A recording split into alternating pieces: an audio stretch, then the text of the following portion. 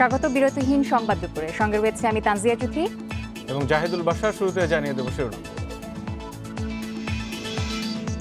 র্যাবের প্রচেষ্টায় স্বাভাবিক জীবনে জেএমবি ও আনসারুল্লাহর 9 জঙ্গি বরণ করলেন স্বরাষ্ট্রমন্ত্রী, পরিবারকে হস্তান্তর।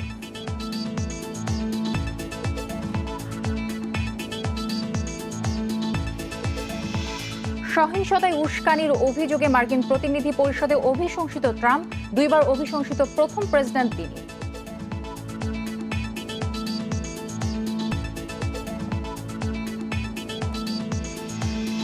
সরকারি ভাতা বিতরণে অনিয়ম সহ্য করা হবে না, প্রধানমন্ত্রীর হুঁশিয়ারি। গ্রহীতাকে ঠিকমতো পৌঁছে দেওয়ার নির্দেশ।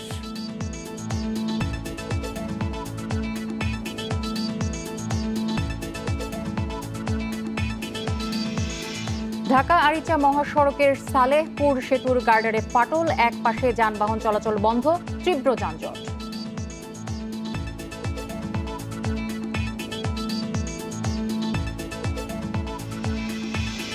এবং এলপি গ্যাসের দাম নির্ধারণে গণশুনানি শুরু। আমদানি মূল্যের 25% ভর্তুকি দেওয়ার প্রস্তাব বিইআরসির।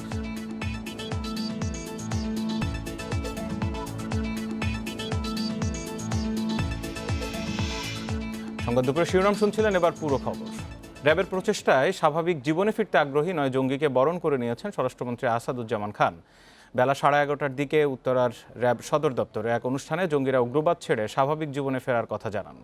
আত্মসমর্পণকারীরা সবাই নিষিদ্ধ জঙ্গি সংগঠন জেএমবি ও আনসারুল্লাহ বাংলা টিমের সদস্য। র্যাব জানায়, দীর্ঘদিন ধরে তারা স্বাভাবিক জীবনে ফেরার আগ্রহ দেখাচ্ছিলেন। তাদেরকে বিভিন্নভাবে কাউন্সেলিং করে স্বাভাবিক জীবনে ফেরানো হয়। অনুষ্ঠানে স্বরাষ্ট্রমন্ত্রী বলেন, জঙ্গিবাদ পুরোপুরি নির্মূল করা না গেলেও নিয়ন্ত্রণ করা হয়েছে। বাংলাদেশের মানুষ জঙ্গিবাদকে প্রশ্রয় দেয় না বলেই এটা সম্ভব হয়েছে। জঙ্গিদের কঠোর হস্তে দমনের পাশাপাশি স্বাভাবিক জীবনে ফিরিয়ে আনা হচ্ছে বলেও জানান স্বরাষ্ট্রমন্ত্রী। আর এই ধারা অব্যাহত থাকবে বলেও জানান। র্যাব জানায়, এর আগেও পাইলট প্রজেক্টের আওতায় 7 জঙ্গিকে স্বাভাবিক জীবনে ফিরিয়ে আনা হয়।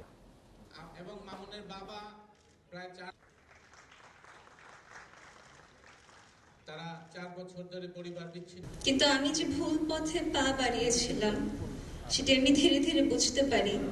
খুব অসহায় মনে হতো। এক পর্যায়ে আমি এই ভুল পথ থেকে ফিরে এসে আইন শৃঙ্খলা বাহিনীর নিকট আত্মসমর্পণ করার সিদ্ধান্ত নিই। মাইলের পর মাইল লম্বা মানববন্ধন করে স্কুলের সেই ছাত্রটিও বুকে ঝুলিয়ে দিয়েছিল যে আমরা জঙ্গিবাদ পছন্দ করি না। সেই থেকেই আমাদের জনগণ আজকে এই জায়গাটিতে আসছে। আমরা সক্ষম হয়েছি জঙ্গিবাদ কন্ট্রোল করে আনার জন্য। মার্কিন ইতিহাসে প্রথম প্রেসিডেন্ট হিসেবে দ্বিতীয়বার অভিশংসিত হলেন মার্কিন প্রেসিডেন্ট ডোনাল্ড ট্রাম্প। বুধবার মার্কিন কংগ্রেসের নিম্নকক্ষ প্রতিনিধি পরিষদে 232-197 ভোটে ট্রাম্পকে অভিশংসনের প্রস্তাব পাশ হয়। কংগ্রেস ভবন ক্যাপিটল হিলে সমর্থকদের সহিংসতায় উস্কানি দেওয়ার অভিযোগে ট্রাম্পকে অভিশংসন করা হলো। মার্কিন প্রেসিডেন্ট হিসেবে ডোনাল্ড ট্রাম্পের মেয়াদ আছে আর মাত্র কয়েকদিন, কিন্তু তার আগেই কংগ্রেস ভবন ক্যাপিটল হিলে তাণ্ডবের জেরে তাকে দ্বিতীয়বার অভিশংসনের প্রস্তাব আনা হয় কংগ্রেসের নিম্নকক্ষ হাউস অব রিপ্রেজেন্টেটিভসে। সাম্প্রতিক হামলার পরিপ্রেক্ষিতে জোরদার করা হয় ক্যাপিটল হিলের ভেতরে এবং বাইরের নিরাপত্তা ব্যবস্থা। অবস্থান নেয় দেশটির জাতীয় নিরাপত্তা বাহিনী। বুধবার ট্রাম্পকে অভিশংসনের প্রস্তাবের ওপর ভোটাভুটির আগে কয়েক ঘণ্টা ধরে চলে বিতর্ক। এরপর গত 6 জানুয়ারি মার্কিন কংগ্রেস ভবনে ট্রাম্প সমর্থকদের তাণ্ডবে 5 জন নিহত হওয়ার ঘটনায় সহিংসতায় উস্কানি দেওয়ার অভিযোগে ট্রাম্পকে অভিশংসনের পক্ষে রায় দেন আইন প্রণেতারা। ডেমোক্র্যাট পার্টির আনা প্রস্তাবে সমর্থন দেন ট্রাম্পের দল রিপাবলিকান পার্টিরও 10 জন সদস্য। ট্রাম্পই যুক্তরাষ্ট্রের ইতিহাসে প্রথম প্রেসিডেন্ট যিনি দ্বিতীয়বার অভিশংসিত হলেন। ভোটের ফলাফল ঘোষণা করে প্রতিনিধি পরিষদের স্পিকার ন্যান্সি পেলোসি বলেন, কেউই আইনের ঊর্ধ্বে নয়, এমনকি প্রেসিডেন্ট ট্রাম্পও নন।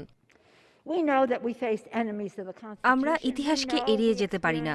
দাঙ্গা এবং সশস্ত্র বিদ্রোহে উস্কানি দিয়েছেন প্রেসিডেন্ট, তাকে যেতেই হবে। তিনি জাতির জন্য স্পষ্ট হুমকি। এই প্রস্তাব নিয়ে এবার কংগ্রেসের উচ্চকক্ষ সিনেটে শুনানি হবে। সেখানে 2/3 সদস্য সম্মতি দিলে প্রেসিডেন্ট পদ ছাড়তে বাধ্য হবেন ট্রাম্প। তবে সাংবিধানিক নিয়ম অনুযায়ী ২০ জানুয়ারি পর্যন্ত ট্রাম্পের মেয়াদ রয়েছে। তার আগে সিনেটের শুনানির সম্ভাবনা নেই। এদিকে দ্বিতীয়বার অভিশংসিত হওয়ার পর আইনের প্রতি শ্রদ্ধাশীল হয়ে সমর্থকদের শান্ত থাকার আহ্বান জানান ট্রাম্প। এক ভিডিও বার্তায় তিনি ঐক্যেরও ডাক দেন।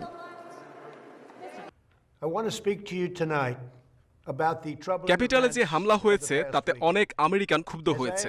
আমি খুব স্পষ্ট করে বলতে চাই, আমি সেই ঘটনার তীব্র নিন্দা জানাই। আমার প্রকৃত কোনো সমর্থক এমন সহিংসতা করতে পারে না, আইন ভাঙতে পারে না। আমি এবার সবাইকে শান্ত থেকে দেশে শান্তি ফেরানোর অনুরোধ জানাবো। আগামীতে আরও বিক্ষোভের পরিকল্পনার গোয়েন্দা তথ্য এসেছে, কিন্তু কোনো ধরনের সহিংসতা বা ভাঙচুর না করে সবাইকে ঐক্যবদ্ধ থাকতে হবে। Violence and vandalism have absolutely no place in our country. এর আগে মঙ্গলবার ডোনাল্ড ট্রাম্পকে ক্ষমতা থেকে অপসারণের জন্য কংগ্রেসে ২৫তম সংশোধনী কার্যকরের পক্ষে প্রস্তাব পাশ হয়, যদিও এর বিপক্ষে অবস্থান নেন ভাইস প্রেসিডেন্ট মাইক পেন্স।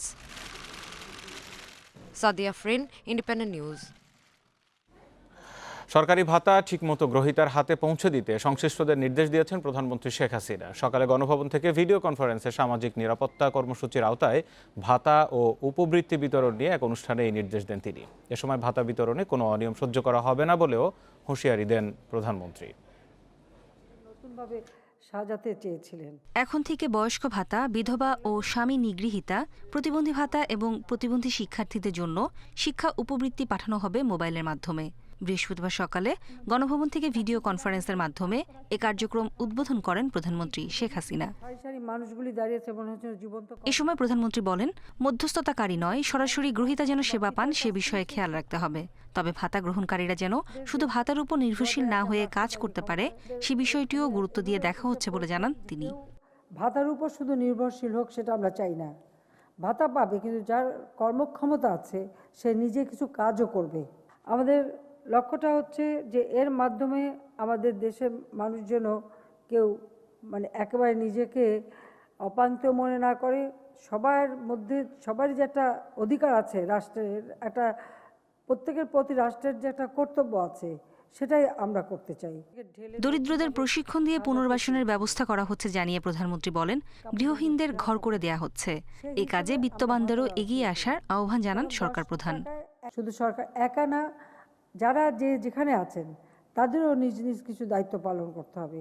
প্রত্যেকে আপনার যার যার এলাকা, সে এলাকার আশেপাশে দেখেন না কোন মানুষটা দরিদ্র আছে, কোন মানুষটা গৃহহারা, কোন মানুষটা কষ্টে আছে।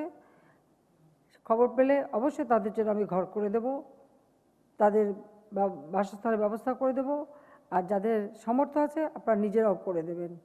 শেখ হাসিনা বলেন, জাতির পিতার জন্মশতবার্ষিকীতে ও স্বাধীনতার সুবর্ণ জয়ন্তীতে কেউ ঘর ছাড়া থাকবে না, কারো ঘর অন্ধকার থাকবে না। এ লক্ষ্য বাস্তবায়নে কাজ করছে সরকার। এছাড়া বিশেষ এই ক্ষণে দেশে ১ কোটির বেশি গাছ লাগানোরও কাজ চলছে। কার্যক্রমের শুরুতে পরে প্রধানমন্ত্রী ঢাকা, চাঁদপুর, পিরোজপুর, লালমনিরহাট ও নেত্রকোনা জেলা থেকে ভিডিও কনফারেন্সে সুবিধাভোগীদের সাথে কথা বলেন। টাকা পাওয়ার ব্যবস্থা করে দিয়েছেন, আপনাকে ধন্যবাদ জানাই।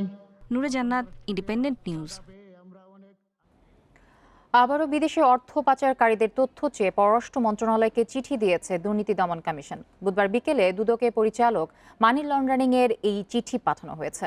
চিঠিতে অর্থ পাচারের মাধ্যমে বিদেশে বাড়ির মালিক যারা হয়েছে তাদের তালিকা চাওয়া হয়েছে। কানাডা, অস্ট্রেলিয়া, সিঙ্গাপুর, মালয়েশিয়ার বাড়ি ও ফ্ল্যাট মালিকদের তালিকা আলাদা করে চাওয়া হয়েছে। বিভিন্ন গণমাধ্যমে প্রকাশিত প্রতিবেদনের ভিত্তিতে এই সব তথ্য চাওয়া হয়েছে বলে জানায় দুদক। গত বছর নভেম্বরে ডিআরইউতে পররাষ্ট্রমন্ত্রী বিদেশে সরকারি কর্মকর্তা সহ অন্যান্যদের বাড়ি করার বিষয়ে মুখ খুলে বিষয়টি আলোচনায় আসে।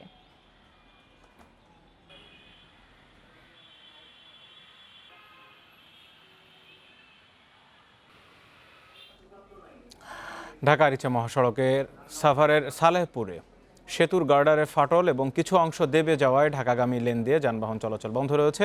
সেতুটির অপর লেন দিয়ে ঢাকাগামী ও উত্তর ও দক্ষিণবঙ্গগামী যানবাহন চলাচল করায় কয়েক কিলোমিটার এলাকা জুড়ে সৃষ্টি হয়েছে তীব্র যানজট। এতে ভোগান্তিতে পড়েছেন যাত্রী ও যান চালকেরা। গতকাল থেকে সেতুটির ঢাকাগামী লেনটি ঝুঁকিপূর্ণ ঘোষণা করে সড়ক ও জনপথ কর্তৃপক্ষ। এর আগে গত 12 জানুয়ারি সেতুটির ঢাকাগামী লেনের গার্ডারে ফাটল দেখা দেয়। খবর পেয়ে ঘটনাস্থলে পরিদর্শন করেছে সড়ক ও জনপথ বিভাগ। সেতুটি 1970 সালের দিকে নির্মিত হওয়ায় এর স্থায়িত্বকাল কমে এসেছিল বলে জানিয়েছে কর্তৃপক্ষ। যানজট নিরসনে কাজ করছে পুলিশ।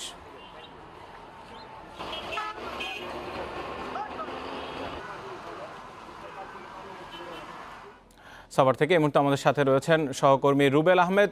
রুবেল, এই সেতুর কবে নাগাদ স্বাভাবিক যান চলাচল শুরু করা যাবে বা বিকল্প কি ব্যবস্থা করা যাবে? কারণ দুটি খুবই ব্যস্ত সড়কের জায়গা কিন্তু এই সেতুটি, কি বলছে কর্তৃপক্ষ?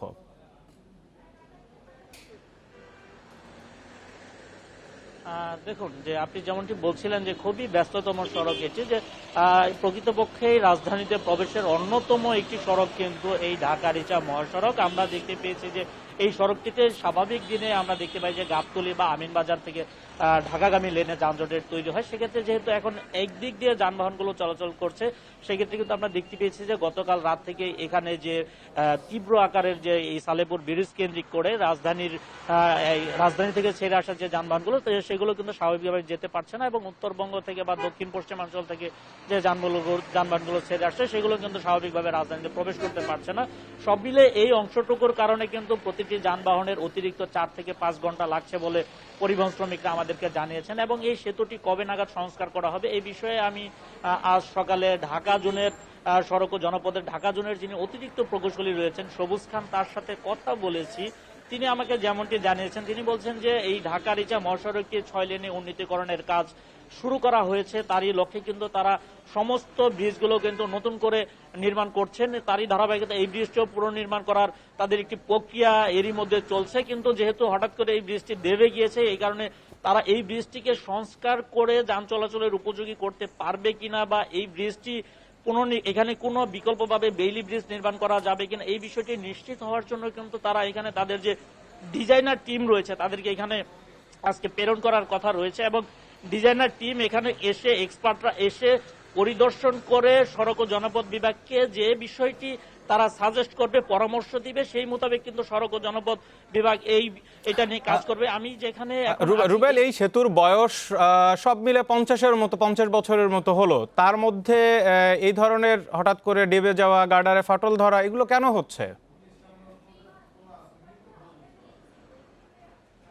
দেখুন, এই ব্রিজটি যখন নির্মাণ করা হয়েছে সড়ক বিভাগের পক্ষ থেকে বলা হচ্ছে যে প্রায় 1970 সালের দিকে এই ব্রিজটি নির্মাণ করা হয়েছিল, যার স্থায়িত্বকাল প্রায় 50 বছর। স্বাভাবিকভাবে এই ব্রিজটির স্থায়িত্বকাল অনেকটা শেষের দিকে চলে এসেছে। কিন্তু আমরা স্থানীয়দের সাথে কথা বলে যে বিষয়টি জানতে পেরেছি, তারা বলেছেন যে গত বছরও এই ব্রিজটির নিচে হালকা ফাটল দেখা দিয়েছিল। তখন সড়ক ও জনপথ বিভাগের কর্মীরা কিন্তু তারা সেই ফাটলটি সংস্কার করে কিন্তু এই ঢাকা-রিচার এই সড়কটি দিয়ে কিন্তু রাজধানীর ভিতরে অতিরিক্ত ওভারলোডের ট্রাক প্রবেশ করে বিদায় এই ব্রিজটি ধীরে ধীরে আস্তে আস্তে দেবে গিয়েছে এবং ফাটল দেখা দিয়েছে বলে স্থানীয়রা আমাদেরকে জানিয়েছেন।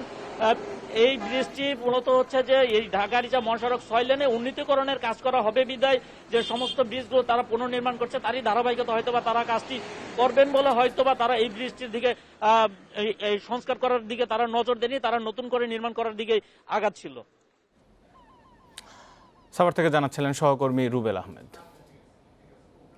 করোনা ভ্যাকসিন নিয়ে অপরাজনীতির চেষ্টা সহ দেশের কল্যাণকর প্রতিটি কাজকে প্রশ্নবিদ্ধ করাই এখন বিএনপির স্বভাবে পরিণত হয়েছে বলে মন্তব্য করেছেন আওয়ামী লীগের সাধারণ সম্পাদক ওবায়দুল কাদের।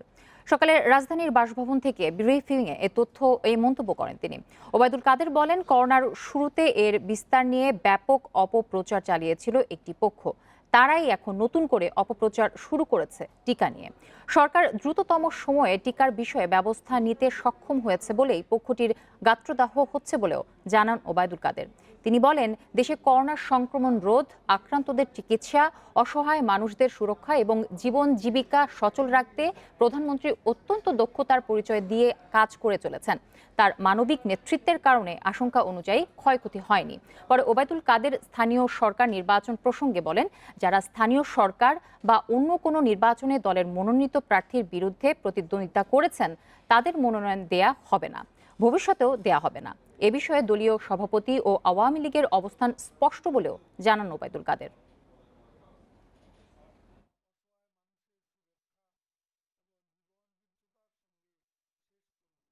যারা করোনার শুরুতে ব্যাপক অপপ্রচার চালিয়েছে, দেশে লাখ লাখ লোক মারা যাবে, মানুষ চিকিৎসা না পেয়ে রাস্তায় পড়ে থাকবে, তারাই এখন নতুন করে অপপ্রচার শুরু করেছে করোনার টিকা নিয়ে। টিকার মূল্য বিষয়ে ইতিমধ্যে স্বাস্থ্য বিভাগ এবং অর্থমন্ত্রী মহোদয় বক্তব্য দিয়েছেন। কারাগারে জন্ম নেয়া 3 মাস বয়সী শিশুসহ চাঁদপুরের শেগুফতাকে স্বামীর জিম্মায় দেওয়ার নির্দেশ দিয়েছে হাইকোর্ট। বিচারপতি এম ইনায়েতুর রহিম ও বিচারপতি মুস্তাফিজুর রহমানের বেঞ্চ এ আদেশ দেন। 2019 সালের 18 ফেব্রুয়ারি চাঁদপুরের কামাল ও শেগুফতা পালিয়ে বিয়ে করেন। ডিসেম্বরের 17 তারিখ মেয়ের মা থানায় অপহরণ ও ধর্ষণ মামলা করে। পরে পুলিশ তাদের গ্রেফতার করে। মেয়ে শেগুফতা আদালতে জবানবন্দি দেন। অপহরণ ও ধর্ষণ করা হয়নি। আদালত তাকে গাজীপুরের কিশোরী উন্নয়ন কেন্দ্রে পাঠানোর নির্দেশ দেয়। সে সময় শেগুফতা অন্তঃসত্ত্বা ছিলেন। মায়ের দাবি, মেয়ের বয়স 13 বছর। জন্মসনদ অনুযায়ী তা 17 বছর। আর 22 ধারায় জবানবন্দিতে শেগুফতা নিজে বলেছেন তার বয়স 16। আর ম্যারেজ সার্টিফিকেটে বয়স ছিল 18 বছর। গাজীপুরের কিশোর উন্নয়ন কেন্দ্রে পরে একটি মেয়ে সন্তানের জন্ম দেয় শেগুফতা, যার বয়স এখন 3 মাস।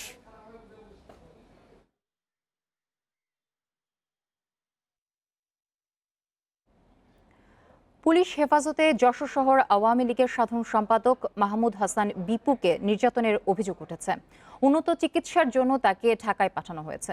নির্যাতনের বিষয়টি অস্বীকার করলেও ঘটনা তদন্তে 3 সদস্যের কমিটি গঠন করেছে পুলিশ। সোমবার রাতে শহরের পুরাতন কসবা কেন্দ্রীয় শহীদ মিনার এলাকায় সাদা পোশাকে থাকা এক পুলিশ সদস্যের সাথে আওয়ামী লীগ নেতাকর্মীদের কথা কাটাকাটি হয়। এ সময় পরিচয় দেন পুলিশ কনস্টেবল ইমরান। কিন্তু আওয়ামী লীগ কর্মীরা তাকে আবু নাসের স্মৃতি সংসদ ক্লাবে নিয়ে মারপিট করে। পুলিশের দাবি, এ সময় সেখানে ছিলেন শহর আওয়ামী লীগের সাধারণ সম্পাদক মাহমুদ হাসান বিপু। খবর পেয়ে পুলিশ কর্মকর্তারা ইমরানকে উদ্ধার ও আওয়ামী লীগ নেতা মাহমুদ হাসান বিপু সহ 4 জনকে হেফাজতে নেয়। প্রায় 19 ঘন্টা পর মঙ্গলবার ছাড়া হয় বিপুকে। এরপর রাতেই গুরুতর অবস্থায় যশোর জেনারেল হাসপাতালে ভর্তি করা হয় তাকে। বুধবার বিকেলে হেলিকপ্টারে ঢাকা মেডিকেল কলেজ হাসপাতালে পাঠানো হয় তাকে। স্থানীয় আওয়ামী লীগ নেতাকর্মীদের অভিযোগ, পুলিশ হেফাজতে তাকে নির্যাতন করা হয়েছে। আসলে সারা শরীরে তার এটা যেটা বললে হয় যে অনেককে দেখানো সম্ভব না, সমস্ত শরীরে তার অজস্র আঘাতের চিহ্ন আছে। একজন পুলিশ সদস্য হোক আর একজন পাবলিক হোক, একজন জনপ্রতিনিধি, সে তাকে সেভ করার চেষ্টা করেছে। সেই সেভ করা ব্যক্তিকেই পুলিশ অন্যায়ভাবে তাকে ধরে নিয়ে মারপিট করে অত্যাচার নির্যাতন করেছে। তবে পুলিশের দাবি, বিপুকে মারধর করা হয়নি। তারপরও অভিযোগের তদন্ত করে আইনানুগ ব্যবস্থা নেওয়ার আশ্বাস দিয়েছেন যশোরের পুলিশ সুপার। এটি কখনো আপনার বিশ্বাসযোগ্য নয় যে পুলিশ হেফাজতে তাকে প্রহার করা হয়েছে বা তাদের বাড়িঘর এভাবে হামলা করা হয়েছে। তো এই বিষয়ে আমরা তথ্যের সত্যতা যাচাই বাছাই করে আপনাদের সামনে উপস্থাপন করবো যে কেমনে কি হলো। এ ঘটনায় পুলিশের পক্ষ থেকে 3 সদস্যের একটি কমিটি গঠন করা হয়েছে। Independent news desk. নোয়াখালীর আব্দুল কাদের মির্জার বক্তব্য এবং সাঈদ খোকন ও তাপসের দ্বন্দ্বে বিব্রত আওয়ামী লীগ। এসব কর্মকাণ্ড নেতাকর্মীদের কাছে ভুল বার্তা দিচ্ছে বলে মত কেন্দ্রীয় নেতাদের। দায়িত্বশীল পদে থেকে সংযত হয়ে কথা বলার পরামর্শ তাদের। এছাড়া বিষয়গুলো দলের সর্বোচ্চ ফোরামে আলোচনার পর ব্যবস্থা নেওয়ার ইঙ্গিত দিচ্ছেন নেতারা। নির্বাচন হলে আমাদের এমপিরা 10টা টোয়াই পাইতে নয়। নোয়াখালীর অপরাজনীতির বিরুদ্ধে প্রতিবাদ করতে, ফেনীর অপরাজনীতির বিরুদ্ধে প্রতিবাদ করি, ভোট কারচুপির বিরুদ্ধে প্রতিবাদ করি। সম্প্রতি আওয়ামী লীগ ওবায়দুল কাদের নির্বাচন ও প্রশাসন নিয়ে তির্যক মন্তব্য করেন নোয়াখালীর বসুরহাট পৌরসভায় নৌকার মেয়র প্রার্থী আব্দুল কাদের মির্জা। তার আরেক পরিচয় আওয়ামী লীগ সাধারণ সম্পাদকের ভাই। মেয়র ফজলে নূর তাপস মেয়র হিসেবে দায়িত্ব পরিচালনায় অযোগ্য হিসেবে বিবেচিত হয়েছে। উম্মাদের মতো যদি প্রলাপ করে কি দায়িত্বশীল পদে থেকে জবাব দেওয়াটা মনে করি না যে সমীচীন হবে। আলোচনার জন্ম দিয়েছে ঢাকা দক্ষিণের সাবেক ও বর্তমান মেয়রের দ্বন্দ্ব। বিষয়টি আদালত পর্যন্তও গড়িয়েছে। এসব ঘটনায় বিব্রত আওয়ামী লীগের কেন্দ্রীয় নেতারা। তাদের মতে দ্বিমত থাকতে পারে, তবে প্রকাশ্যে নয়, দলীয় ফোরামে আলোচনার মাধ্যমে সমাধান হতে পারত। এই সাংগঠনিক দায়িত্ব পালন করার সাথে সাথে তার বক্তব্য বিবৃতির বিষয়েও একটা সীমাবদ্ধতা থাকা উচিত এবং সাংগঠনিকভাবে আমরা এটার বিচার বিশ্লেষণ করে নিশ্চয়ই এর একটা বিহিত ব্যবস্থা আমরা করব। কোথায় কি কথা বলতে হবে সেটা বুঝতে না পারে তো সেটার জন্য তো আমরা খুবই লজ্জিত এবং বিব্রত এবং দলের নেতাকর্মীদের কাছেও একটা ভুল বার্তা যায় বলে আমি মনে করি। ব্যক্তিগত দ্বন্দ্বকে বড় আকার দিয়ে রাজনৈতিক ইস্যু না করার পরামর্শ আওয়ামী লীগ নেতাদের। এতে বিরোধী পক্ষ সুযোগ নেবে বলেও আশঙ্কা তাদের। যতদূর সম্ভব আলাপ আলোচনার মধ্যে এই ধরনের সমস্যাগুলি দূর করা উচিত। দলীয়ভাবে বিব্রত হবার কোনো কারণ না থাকলেও বিরোধী দল অনেক সময় এই ব্যাপারগুলিকে সুযোগ সন্ধানীভাবে ব্যবহার করার চেষ্টা করে। রাজনীতি বিশ্লেষকরা মনে করছেন, এসব ঘটনায় বোঝা যায় দলের ভেতর পারস্পরিক সৌজন্যবোধের অভাব রয়েছে। সৌহার্দ্যপূর্ণ পরিবেশ থাকার কথা, কোনো কোনো ক্ষেত্রে সেই পরিবেশ যে নেই সেটিরই একটা আলামত লক্ষ্য করা যাচ্ছে, বা পারস্পরিক যে আপনার বোঝাপড়ার যে একটা অভাব সেটা এখানে পরিষ্কার হয়েছে। ব্যক্তিগত দ্বন্দ্ব প্রকাশ্যে না এনে দলীয় ফোরামে সুরাহার তাগিদ বিশ্লেষকের। তবে সেজন্য প্রয়োজন দলীয় কাঠামো শক্তিশালী করা। Ijazur Rahman, independent News, Dhaka.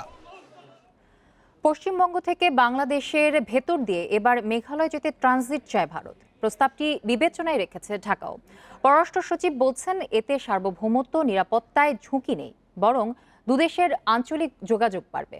তবে একে অর্থনৈতিক করিডোর হিসেবে ব্যবহারের পরামর্শ বিশ্লেষকদের।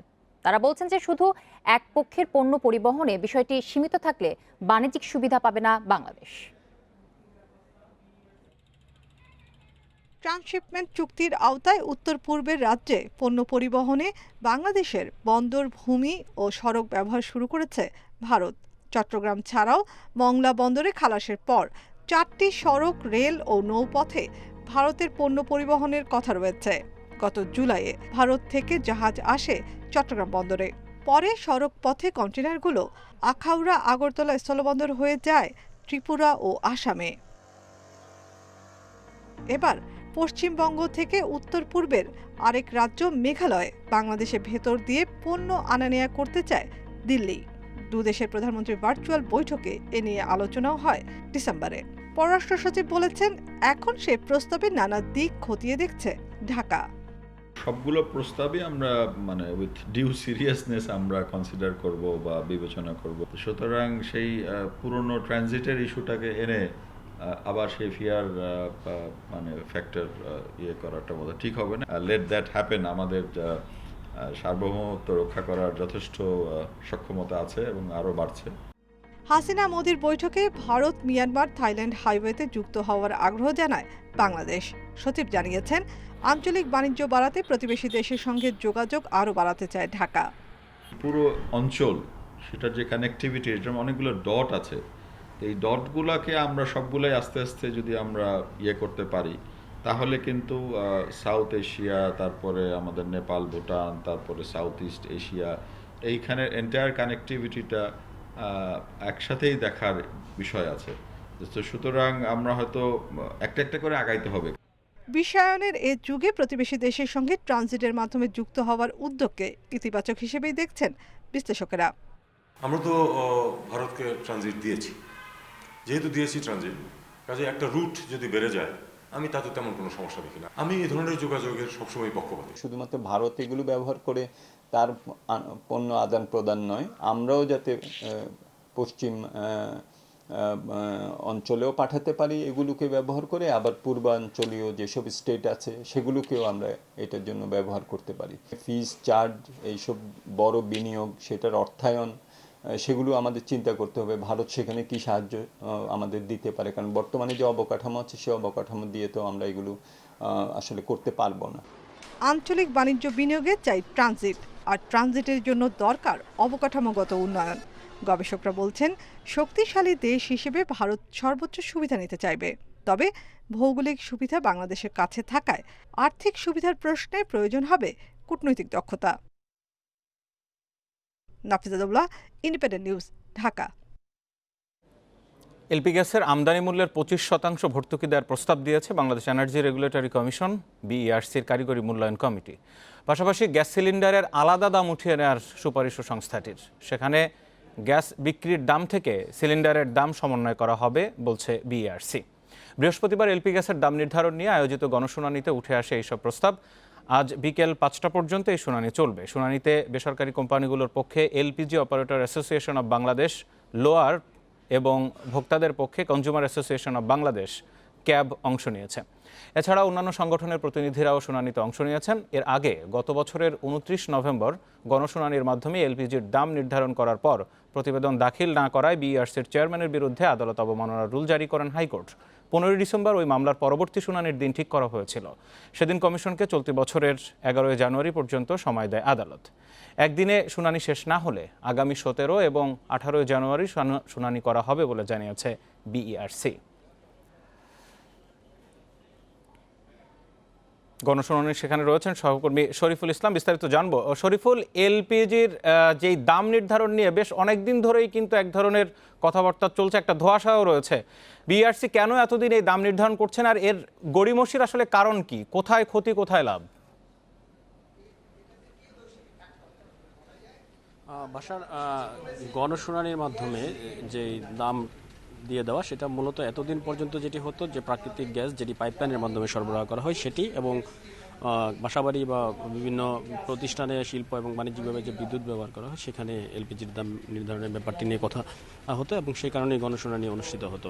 কিন্তু এবারই প্রথম এলপি গ্যাসের দামের জন্য গণশুনানি অনুষ্ঠিত হচ্ছে, এবং এই যে গণশুনানিটি আজকে অনুষ্ঠিত হতে যাচ্ছে সেটিও অনেকটা বাইরের চাপ, অর্থাৎ উচ্চ আদালতে একটি রিটের মাধ্যমে এনার্জি রেগুলেটরি কমিশনকে এই গণশুনানি করতে বাধ্য করা হয়েছে, এবং তারই ধারাবাহিকতায় আজকে গণশুনানি অনুষ্ঠিত হচ্ছে। এবং আজকে যদি এই আলোচনা শেষ না হয় তাহলে পরবর্তীতে 2 দিনে এই বিষয়ে আরও, অর্থাৎ রবি ও সোমবার এই বিষয়ে আরও গণশুনানি অনুষ্ঠিত হবে, এবং সেই ক্ষেত্রে পরবর্তীতে আগামী 24 তারিখ সব পক্ষের যে বক্তব্য আসবে সেগুলো একত্রিত করে এনার্জি রেগুলেটরি কমিশন তাদের মতামত জানাবেন, এবং পরবর্তীতেই হয়তো আমরা জানতে পারবো আসলে এলপিজির যে দাম নির্ধারণ করার উদ্যোগটি নেওয়া হচ্ছে তার মাধ্যমে এলপিজির দামটা কতটুকু বাড়তে যাচ্ছে বা কতটুকু কমতে যাচ্ছে। তবে এখন পর্যন্ত সকাল থেকে আমরা যেটি দেখতে পেয়েছি যে 29টি প্রতিষ্ঠান, একটি সরকারি প্রতিষ্ঠান এবং 28টি বেসরকারি প্রতিষ্ঠান, তাদের পক্ষ থেকে এলপি গ্যাস বা এলপি সিলিন্ডারের দাম কেমন হতে পারে, তারা কোন কোন ক্ষেত্রে ভর্তুকি দেওয়ার সুযোগ রয়েছে, কোন কোন ক্ষেত্রে তারা এখন লোকসান গুনছেন, সেই বিষয়গুলো তারা উল্লেখ করেছেন। এবং এই মুহূর্তে আমরা দেখতে পাচ্ছি যে এখানে গণশুনানির একটি গুরুত্বপূর্ণ অংশ, অর্থাৎ জেরা পর্ব, সেটি অনুষ্ঠিত হচ্ছে ভোক্তাদের পক্ষ থেকে। শরীফ, আরেকটি বিষয়, এই ধরনের গণশুনানি এর আগে আমরা দেখেছি বিদ্যুৎ এবং জ্বালানি তেলের ক্ষেত্রে বিভিন্ন সময় দেখা যায় গণশুনানিগুলোতে যে ধরনের প্রস্তাব দেওয়া হয় সেটা ক্যাবের পক্ষ থেকে আসুক বা বিভিন্ন পরামর্শক প্রতিষ্ঠান থেকেও যা আসুক, খুব একটা আমলে আসে বলে কিন্তু এর আগে বিভিন্ন প্রতিবেদনে দেখা গেছে হয় না। এবার কতটা কি আসলে এই প্রস্তাবগুলো মানা হবে? না, আসলে অন্যান্য সময় যে বিষয়টি থাকে মূলত সরকারি কোম্পানির যেই বিক্রয় বা সরকারি কোম্পানির ব্যবসার উপরে আসলে গণশুনানি নয়, কিন্তু এবারে প্রেক্ষাপটটি একেবারে ভিন্ন, কারণ এখানে 98% ব্যবসায়ীরাই হচ্ছেন বেসরকারি খাতের ব্যবসায়ী। সুতরাং তাদের নানা বিষয়গুলো বেসরকারি খাতের যারা ব্যবসায়ী রয়েছেন তারা যেটি বলছেন অবশ্যই আমলে নিতে হবে, না হলে এই দাম বেঁধে দিলে সেটি প্রকৃত অর্থে হয়তো বা বাজারকে নিয়ন্ত্রণ করতে পারবে না। আবার একই সাথে গ্রাহকদের স্বার্থ রক্ষার বিষয়টি নিয়েও গ্রাহকরা তাদের প্রস্তাব এখানে উপস্থাপন করছেন।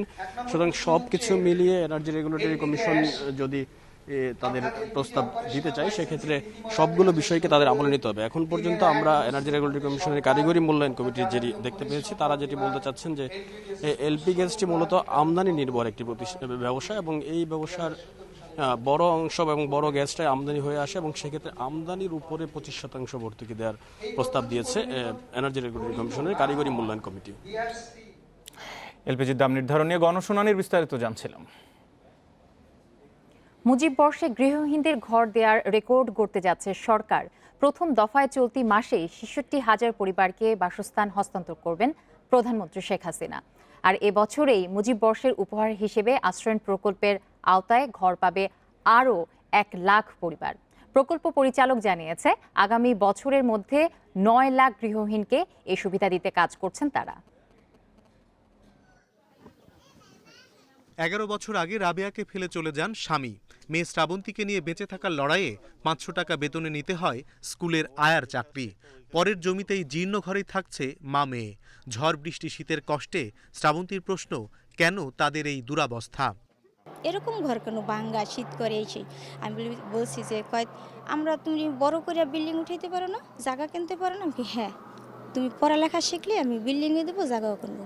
কিন্তু এমনি ভিতরে আমি খুব কষ্ট পাইতাম। হঠাৎ করে একটা খুঁজে একটা জায়গা পেলাম, করলাম, তাই এখন আমার কাছে অনেক ভালো লাগে, অনেক সুখ লাগে। করোনার কারণে বাতিল হয়েছে মুজিব বর্ষের বর্ণাঢ্য আয়োজন, তবে বিত্তহীনদের জীবনে স্বস্তি ফেরাতে নানা উদ্যোগ নিয়েছে সরকার। জাতির পিতার জন্মশতবার্ষিকী উদযাপন হয়তো আমরা ঘটা করে করতে পারিনি, কিন্তু আমরা দেশের সেবা, মানুষের সেবা করেই সেটা আমরা উদযাপন করবার সিদ্ধান্ত নিয়েছি। আপনার বাড়ির পাশে যদি কেউ ভূমিহীন থাকে, গৃহহীন থাকে, নিঃস্ব থাকে, তাদের কথা জানাবেন, তাদেরকে আমরা সরকারের পক্ষ থেকে বিনা পয়সা ঘর করে দেব। এর অংশ হিসেবেই জমি ঘর কিছুই নেই এমন প্রায় 3 লাখ পরিবারকে বাড়ি করে দিচ্ছে সরকার। পাশাপাশি জমি আছে তবে ঘর নেই এমন 6 লাখ পরিবার পাবে বাসস্থান। বাংলাদেশে কোনো মানুষ ভূমিহীন এবং গৃহহীন থাকবে না, এবং সেটি উনি মুজিব বর্ষের মধ্যে বাস্তবায়ন করতে চান। এটির মূল উদ্দেশ্য সেটা হচ্ছে যে উনি মনে করেন যে একটা মানুষ যখন একটা বাসায় থাকে সে এম্পাওয়ার্ড ফিল করে এবং নিজেকে নিঃস্ব মনে করবে না। যদি এই প্রকল্পটা বাস্তবায়ন হয়, বাংলাদেশের দারিদ্র্য সীমা বলেন আরও দ্রুত নামবে এবং বাংলাদেশের দরিদ্র মানুষের সংখ্যা অদ্ভুতভাবে কমে যাবে। স্থানীয় প্রশাসন ও জনপ্রতিনিধিদের নিয়ে কমিটি করে জেলা উপজেলা পর্যায়ে করা হয়েছে গৃহহীনদের তালিকা। আশ্রয়ণ প্রকল্পের আওতায় 2% জমির ওপর প্রথম পর্যায়ে 65,726টি বাড়ি নির্মাণে সরকারের খরচ হচ্ছে 1124 কোটি টাকা। বাড়ি প্রতি খরচ 1,71,000। প্রথম পর্যায়ে প্রায় 66,000 ঘর পাবে এবং মুজিব শতবর্ষে আরও 1 লাখ ঘর নির্মাণ হয়ে যাবে এবং পর্যায়ক্রমে বাকি 8.5 লাখ বা 9 লাখ ঘর নির্মাণ করা হবে। পৃথিবীতে সর্বপ্রথম এই রেকর্ড সৃষ্টি হচ্ছে এবার 2% খাস জমি উপকার যার ভূমিহীন গৃহহীন তাকে লিখে দেওয়া হচ্ছে, অর্থাৎ ঘরটিও মাননীয় প্রধানমন্ত্রী দিচ্ছেন বিনা পয়সায়, জমিতেও দিচ্ছেন বিনা পয়সায়। এটি সারা দুনিয়াতেই প্রথম। ইটের তৈরি একতলা টিন শেডের প্রতিটি ইউনিটে থাকছে 2টি থাকার কক্ষ, বাথরুম ও রান্নাঘর। ইট সিমেন্টে যে ঘর তৈরি হচ্ছে তা যেন শুধু ঘর নয়, একটি অসহায় পরিবারের শান্তির সৌধ নির্মিত হচ্ছে। বঙ্গবন্ধুর সারা জীবনের স্বপ্ন ছিল অসহায় মানুষ যেন শান্তির ঠিকানা পায়। প্রধানমন্ত্রী শেখ হাসিনার উদ্যোগে মুজিব বর্ষে সেই সব গৃহহীন অসহায় মানুষের জন্য নির্মিত হচ্ছে এই ঘরগুলি। খুব শিগগিরই এগুলি তাদের বুঝিয়ে দেওয়া হবে। অনিমেষ কর, ইন্ডিপেন্ডেন্ট নিউজ, মাদারীপুর। দেখছেন বিরতিহীন সংবাদ দুপুর। সংবাদে আরো যা থাকছে। মন্ত্রণালয়ের নির্দেশ অমান্য করে অনেক স্কুলে অতিরিক্ত ফি আদায়, ফি না দিলে দেয়া হচ্ছে না বই।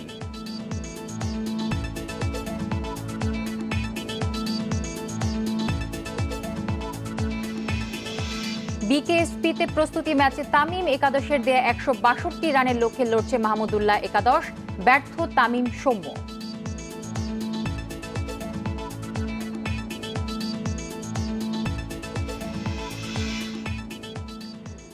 চট্টগ্রাম সিটি নির্বাচন যত এগিয়ে আসছে, নিরাপত্তা নিয়ে ততই উদ্বেগ বাড়ছে নগরবাসীর। মঙ্গলবার রাতে মোগলটুলিতে 2 কাউন্সিলর প্রার্থীর সমর্থকদের মধ্যে সংঘর্ষ ও গোলাগুলিতে একজন নিহতের ঘটনায় আতঙ্ক ছড়িয়েছে পুরো নগরে। তবে পুলিশ বলছে পরিস্থিতি তাদের নিয়ন্ত্রণেই রয়েছে। চট্টগ্রাম সিটি নির্বাচনে 54 ওয়ার্ডের 48টিতে বিদ্রোহীদের আগুনে পুড়ছে আওয়ামী লীগের প্রার্থীরা। একই সমস্যায় 6টি ওয়ার্ডে বিএনপির প্রার্থীরাও বেকায়দায়। এর বাইরে নির্বাচনী প্রচারে উস্কানিমূলক বক্তব্য, পাল্টাপাল্টি ধাওয়া, এমনকি সংঘর্ষও জড়িয়ে পড়ছেন কর্মী সমর্থকরা। প্রার্থীদের মুখোমুখি অবস্থানে উদ্বেগ উৎকণ্ঠা বাড়ছে ভোটারদের মনে। নির্বাচনের দিন যত এগিয়ে আসছে, সুষ্ঠু ভোটের আশাও তত ক্ষীণ হচ্ছে তাদের কাছে। নিয়ম শৃঙ্খলা মতো যাতে ভোটাররা ভোট দিতে পারে, আমরা সেটাই প্রত্যাশা করি। আবার সুস্থভাবে সুন্দরভাবে কোনো পক্ষে যাতে মারামারি না হয়, ভালোভাবে নির্বাচন হোক, আমরা এটা চাই। আমরা চাই ভোটের মাধ্যমে একজন ভালো মানুষ আসুক। নির্বাচনের মাঠ উত্তপ্ত হওয়ায় স্বতন্ত্র ও অন্য দলের প্রার্থীদের অনেকেই প্রচার চালাচ্ছেন সীমিতভাবে। আর নিরাপত্তা নিয়ে শঙ্কার কথা জানিয়েছেন আওয়ামী লীগের প্রার্থীরা। দল সমর্থন দিয়েছে, কিছু কিছু বিদ্রোহীর সাথে যোগসাজশপূর্ণ মানুষগুলো সেই অনুষ্ঠানগুলি অংশগ্রহণ করছে। সেখানে তারা ইন্টেনশনালি বা ব্যক্তিগত পছন্দের জায়গা থেকে আমার সাথে কেন কাজ করছে, তাদের সাথে একটা দূরত্বের মধ্যে কাজ করছে। আমি রাস্তায় দেখে আমার পোস্টার ছিঁড়ে ফেলছে, আমি ধরে নিয়ে এটা একটা সমস্যা হয়েছে। আমি বিকল্প সমাধান খুঁজি। অভিযোগের মানুষ আমি সেবা করি। বিশৃঙ্খলা ঠেকাতে ও আইনশৃঙ্খলা পরিস্থিতি নিয়ন্ত্রণে রাখতে সব ধরনের ব্যবস্থা নেওয়ার কথা জানিয়েছে পুলিশ। আমরা সকল প্রার্থীকে বা সবাইকে এই বার্তাটা দিতে চাই যে আগামীতে কখনোই এ ধরনের কোনো অপরাধ করে বা কোনো সহিংস ঘটনা করে কেউ পার পেতে পারবে না। মঙ্গলবার মোগলটুলিতে দুপক্ষের সংঘর্ষ ও গোলাগুলিতে মারা যায় একজন। এর আগে প্রথম দফায় আওয়ামী লীগ সমর্থিত ও বিদ্রোহী প্রার্থীর সমর্থকদের সংঘাতে একজন মারা যায় হালিশহরে। অনুপম শীল, ইন্ডিপেন্ডেন্ট নিউজ, চট্টগ্রাম। ঝিনাইদহের শৈলকুপা পৌরসভা নির্বাচনে ৮ নম্বর ওয়ার্ডের কাউন্সিলর প্রার্থী আলমগীর খান বাবুর মরদেহ উদ্ধার করেছে পুলিশ। গতরাতে উপজেলার দেবতলা গ্রামের পাশে কুমার নদী থেকে তার মরদেহ উদ্ধার করা হয়। পুলিশ জানিয়েছে, রাতে ওয়ার্ড কাউন্সিলর প্রার্থী আলমগীর খান বাবু ও প্রতিদ্বন্দ্বী শওকত আলীর সমর্থকদের মধ্যে সংঘর্ষে লিয়াকত হোসেন নামে একজন নিহত হন। নিহত লিয়াকত কাউন্সিলর প্রার্থী শওকত আলীর ছোট ভাই। ঘটনার পরপরই আলমগীর খান বাড়ি থেকে বের হন। রাতে পাশের দেবতলা গ্রামে কুমার নদে তার মরদেহ পাওয়া যায়। মরদেহ উদ্ধার করে ময়নাতদন্তের জন্য হাসপাতালে পাঠানো হয়েছে।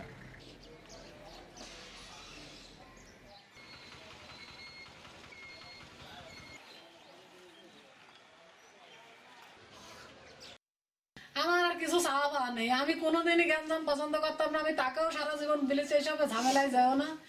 এই এলাকার মানুষ সবাই তাকে ভোটে দাঁড় করালো, সবাই চায় তাকে। এবার তার চাওয়াটাই কাল হয়ে দাঁড়াইলো। মরুভূমি অঞ্চলের প্রাণী উট পাখির ডিম থেকে ইনকিউবেটরের মাধ্যমে এই প্রথম 4টি বাচ্চার জন্ম হলো গাজীপুরের বঙ্গবন্ধু শেখ মুজিবুর রহমান সাফারি পার্কে। এছাড়া উট পাখির বেষ্টনীতে প্রাকৃতিকভাবে ফুটেছে আরও 5টি বাচ্চা। এসব পাখির বাচ্চা দেখে খুশি দর্শনার্থীরা। এখন থেকে নিয়মিত উট পাখির ডিম থেকে বাচ্চা জন্মানোর আশা পার্ক কর্তৃপক্ষের।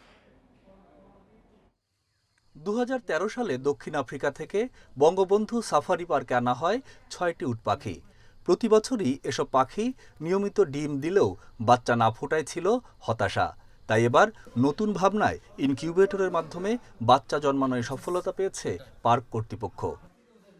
5 থেকে 7 জানুয়ারির মধ্যে জন্ম নিয়েছে 4টি পাখির ছানা। এছাড়া উট পাখির বেষ্টনীতে প্রকৃতিগতভাবে জন্ম হয়েছে আরও 5টি ছানার। নতুন এসব বাচ্চা সুস্থ এবং সবল আছে। 8 ঘন্টা পর পর যদি মুভিং না করা হয় তাহলে ডিমটা ফুটবে না। তাই আমি চেষ্টা করছি 8 ঘন্টা পর পরে প্রতিদিন 3 বার করে ঘুরানোর পরেই আমি রেজাল্টটা পাইলাম। উট পাখির এসব ছানা এবং অন্যান্য পশু পাখি ও পার্কের প্রাকৃতিক পরিবেশ দেখে মুগ্ধ দর্শনার্থীরা। উট পাখি দেখতে যে সব থেকে মজার বিষয় হচ্ছে ওখানে যে দেখি 5টা বাচ্চা হয়েছে। এবার ওই বাচ্চা 5টা দেখেই আরো বেশি খুশি, বাচ্চারাও খুশি, আমরা খুশি। উট পাখির বাচ্চা দেখলাম 4টা, আমার আসলে খুবই ভালো লাগছে দেখে। সাফারি পার্কের ভারপ্রাপ্ত কর্মকর্তা জানান, এখন থেকে নিয়মিত উট পাখির বাচ্চা জন্ম নেবে বলে আশা করছেন তারা। আশাবাদী, এখন যদি এগুলো প্রপারলি ট্রিটমেন্ট করে বা রেখে যদি আমরা বাঁচাইতে পারি তাহলে এটা ভালো সাকসেস হবে। এটা সাফারি পার্ক না, দেশের জন্য আসলে এইভাবেই তো বেশি দেখা যায় না। পার্ক কর্তৃপক্ষ বলছে, এভাবে বাচ্চা দিতে থাকলে উট পাখিগুলো পরিবেশ রক্ষায় গুরুত্বপূর্ণ ভূমিকা রাখবে। Independent news desk. বিশ্বে করোনা একদিনে আবারও 15,900 জনের বেশি প্রাণহানি হয়েছে। এ নিয়ে বিশ্বে মোট মৃত্যু 19,85,000 ছাড়ালো। বিশ্বে একদিনে নতুন শনাক্ত হয়েছে 7,24,000-এরও বেশি রোগী। এ পর্যন্ত মোট আক্রান্ত 9,27,00,000। একদিনে বিশ্বের সর্বোচ্চ মৃত্যু ও শনাক্ত হয়েছে যুক্তরাষ্ট্রে। 24 ঘন্টায় দেশটিতে 4,098 জনের মৃত্যু নিয়ে মোট মৃত্যু 3,93,000 ছাড়িয়েছে। একদিনে দেশটিতে শনাক্ত হয়েছে 2,36,000 রোগী। এ নিয়ে যুক্তরাষ্ট্রে মোট আক্রান্ত 2,36,00,000-এর বেশি। যুক্তরাজ্যে রেকর্ড 1,564 জনের মৃত্যু হয়েছে। দেশটিতে করোনার নতুন ধরন শনাক্তের পর এটাই সর্বোচ্চ মৃত্যু। দেশটিতে 24 ঘন্টায় শনাক্ত হয়েছে 47,500 রোগী। এছাড়াও মেক্সিকোতে 1,314, ব্রাজিলে 1,283, জার্মানিতে 1,201 এবং ইতালিতে 507 জনের মৃত্যু হয়েছে। পর্তুগালে সংক্রমণ বাড়ায় দেশজুড়ে নতুন করে প্রায় 1 মাসের জন্য লকডাউন জারি করেছে দেশটির সরকার। শুক্রবার থেকে সবাইকে ঘরে থাকা বাধ্যতামূলক করা হয়েছে। এদিকে ভারতে কমেছে শনাক্ত ও মৃত্যুর হার। বুধবার দেশটিতে করোনায় মৃত্যু হয়েছে 200 জনের, শনাক্ত হয়েছে 17,000 মানুষ। রাজধানী দিল্লিতে সোমবার থেকে দশম ও দ্বাদশ শ্রেণীর জন্য খুলে দেয়া হবে স্কুল। এদিকে করোনা ভাইরাসের উৎস খুঁজতে চীনে পৌঁছেছে বিশ্ব স্বাস্থ্য সংস্থার প্রতিনিধি দল। Sadia Afrin, independent news. মন্ত্রণালয়ের নির্দেশনা অমান্য করে অতিরিক্ত ফি আদায় করছে অনেক স্কুল। ফি না দিলে বই না দেওয়ার অভিযোগও উঠেছে। এই চাপে অনেক অভিভাবক ভর্তি বাতিলও করেছে। এ বিষয়ে শিক্ষা মন্ত্রণালয় থেকে কোনো ব্যবস্থাই নেওয়া হচ্ছে না। করোনার কারণে দেশে 10 মাসের বেশি সময় ধরে বন্ধ শিক্ষা প্রতিষ্ঠান। অনলাইনে চলছে ক্লাস ও পরীক্ষা। এখন চলছে ভর্তি কার্যক্রম। মাধ্যমিক ও উচ্চশিক্ষা অধিদপ্তরের নির্দেশনা অনুযায়ী এবার পুনঃভর্তি ফি নিতে পারবে না স্কুলগুলো, কিন্তু নির্দেশ অমান্য করে অনেক স্কুল আদায় করছে ফি, আবার অন্য নামে অতিরিক্ত টাকাও নিচ্ছে কেউ কেউ। রাজধানীর বর্ণমালা আদর্শ উচ্চ বিদ্যালয় ও কলেজ প্রতিষ্ঠানটি পুনঃভর্তি ফি না নিলেও ভর্তিতে টিউশন ফি সহ নানা খাতে 5 থেকে 7,000 টাকা নিচ্ছে। অভিভাবকরা বলছেন করোনায় আয় কমে যাওয়ায় এই টাকা তাদের জন্য বাড়তি চাপ। এই করোনার মধ্যে বেতন তো কোনো এক পয়সা মাপ নেই, একটু কোনো মাপ করুন। স্কুল কর্তৃপক্ষ বলছে এই অর্থ না নিলে প্রতিষ্ঠান পরিচালনা সম্ভব নয়। 100 জনের উপরে আমাদের নন এমপিওভুক্ত শিক্ষক আছেন, তো সেই নন এমপিওভুক্ত শিক্ষকদেরকে কিন্তু শিক্ষার্থীদের বেতন থেকেই দিতে হয়। মণিপুর স্কুল অ্যান্ড কলেজ প্রতিষ্ঠানটি এবার পুনঃভর্তি ফি না নিলেও 1 মাসের টিউশন ফি সহ 5,200 টাকা নিচ্ছে। টিউশন ফি 1,500 টাকা ছাড়া বাকি টাকা কেন নেওয়া হচ্ছে সে বিষয়ে প্রতিষ্ঠান কিছুই বলছে না বলে অভিযোগ অভিভাবকদের।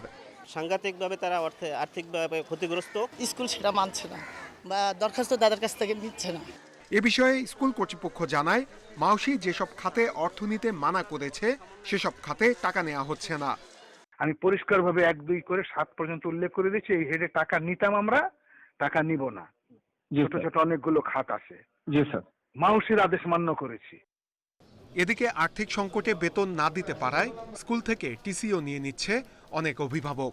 ওদের বলতেছে বকেয়াটা পরিশোধ করে তারপরে আপনি টিসি পেপার নেবেন। টিসি পেপার নিতেও আমাকে আবার 1,500 টাকা দাবি করতেছে। করোনার এই সময়ে সব পক্ষকে মানবিক হওয়ার কথা বলছে শিক্ষা মন্ত্রণালয়, তবে কেউ অতিরিক্ত অর্থ আদায় করলে নেওয়া হবে ব্যবস্থা। এবার যেন কোনো স্কুল না নেয় সে ব্যাপারে আমরা একটা স্পষ্ট নির্দেশ দিয়েছি।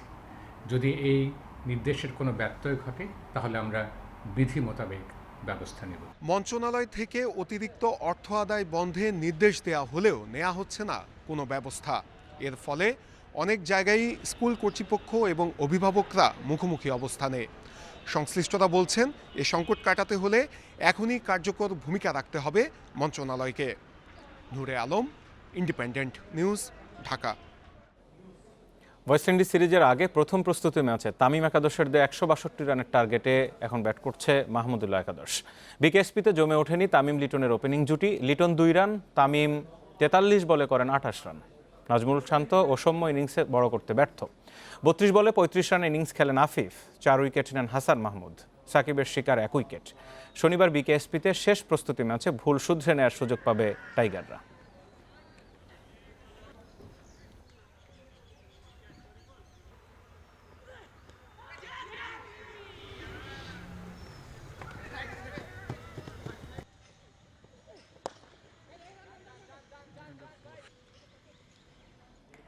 ব্রিসবেনে সিরিজের চতুর্থ ও শেষ টেস্টে মুখোমুখি হচ্ছে অস্ট্রেলিয়া ভারত। সিরিজ নির্ধারণী ম্যাচ শুরু বাংলাদেশ সময় ভোর 5:30টায়। কোহলির নেতৃত্বে গেলবার বর্ডার গাভাস্কার সিরিজ জিতেছিল ভারত। শিরোপা ধরে রাখার মিশনে এবার অধিনায়কের দায়িত্বে রাহানে। গুরুত্বপূর্ণ ম্যাচে মেন ইন ব্লুদের অস্বস্তি চোট সমস্যা। জাসপ্রীত বুমরাহ, রবীন্দ্র জাদেজা ও হানুমা বিহারিকে পাচ্ছে না সফরকারীরা। তবে শেষ 2 ম্যাচে আত্মবিশ্বাস ব্রিসবেন টেস্টে ভারতকে লড়াইয়ের রসদ যোগাবে। অন্যদিকে 100তম টেস্ট জয়ে রাঙানোর লক্ষ্য নাথান লায়নের। 4 উইকেট শিকার করলেই 400 উইকেটের ল্যান্ডমার্ক স্পর্শ করবেন এই অফ স্পিনার। চোটের কারণে থাকছেন না পুকো ভস্কি। তার জায়গায় ওপেনিংয়ের ওয়ার্নারের সঙ্গী হবেন মার্কাস হ্যারিস।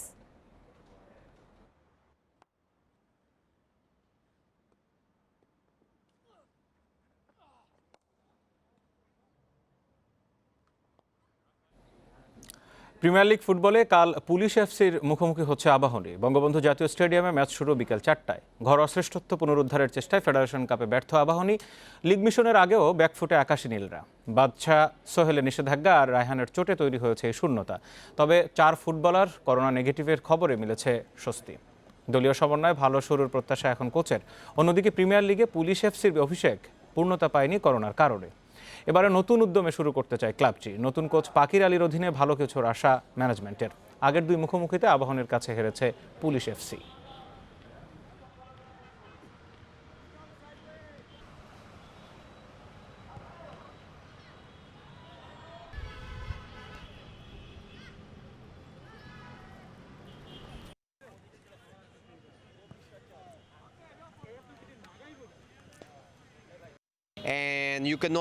ফেডারেশন কাপের পারফরম্যান্স অবশ্যই হতাশার, তবে ব্যর্থতা ধরে রেখে বসে থাকা সুযোগ নেই। এখন ভাবনায় শুধুই প্রিমিয়ার লিগ।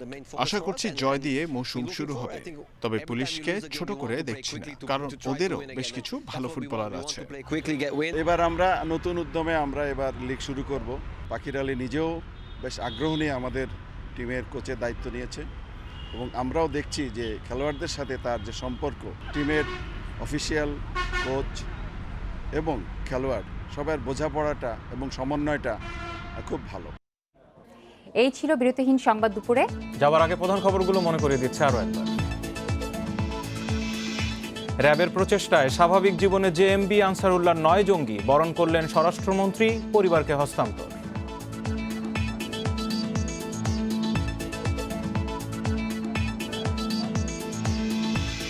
সহিংসতায় উস্কানির অভিযোগে মার্কিন প্রতিনিধি পরিষদে অভিশংসিত ট্রাম্প, 2 বার অভিশংসিত প্রথম প্রেসিডেন্ট তিনি।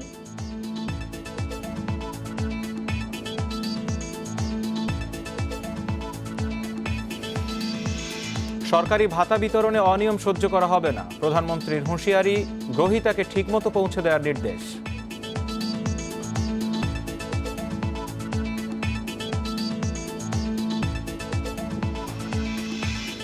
ঢাকা আরিচা মহাসড়কের সালেহপুর সেতুর গার্ডারে ফাটল, এক পাশে যানবাহন চলাচল বন্ধ, তীব্র যানজট।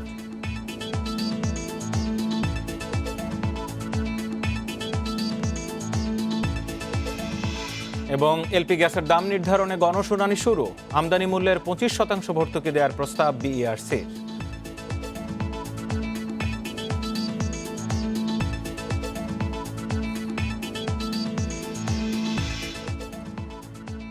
আর এই ছিল বিরতিহীন ইন্ডিপেন্ডেন্ট সংবাদ দুপুরে। এতক্ষণ সাথে থাকার জন্য ধন্যবাদ সবাইকে। ফেসবুক, ইউটিউব আর টুইটারে চোখ রাখুন সংবাদের আরো বিস্তারিত।